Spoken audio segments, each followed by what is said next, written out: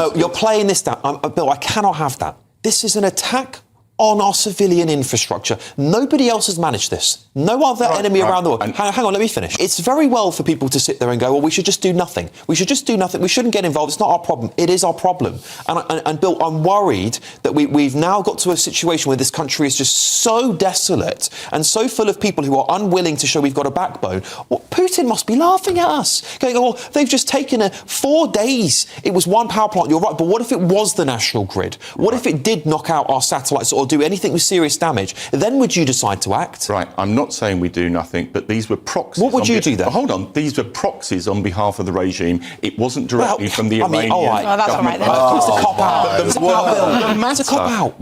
The situation has been made worse by the war in Iran. And I tell you this, Alex. I tell you this. The only way we're going to get a resolution to that, we're going to bring petrol prices down and we're going to be more secure, is a diplomatic solution. And that's what I'm going to pass on to the rest of the panel. I take your point that a war erupting has made the situation worse. Much worse, sure. But that's like saying, well, when the Nazis were bombing London, oh, God, I can't believe Hitler invaded Poland and started this whole war. Now we've actually got to do something. Of course, we should not sit here and take it and appease that regime by doing nothing. And Andy Burnham's job as Prime Minister and Wes Streeting as the new Defence Secretary is to protect British people and show we have a backbone to our enemies. And I take massive issue with us doing nothing over this time and time again. Even when our bases were bombed, Bill, it's not a good look. Pete, I'll pass this over to you. What do you think of it all?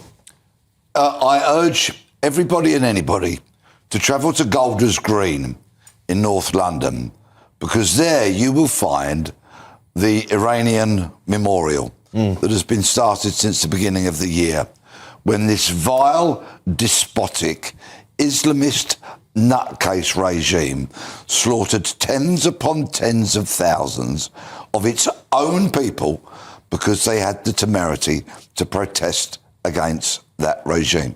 It's a thing of beauty.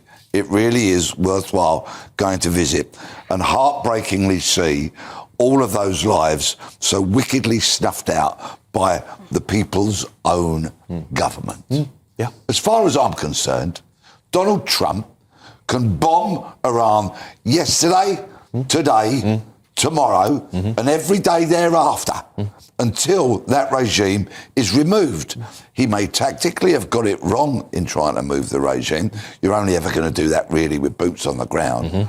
But I would like to see the CIA, MI6 and our allies funding and equipping a covert kind of countrywide operation in Iran so that the people themselves can rise up and remove this despotic regime.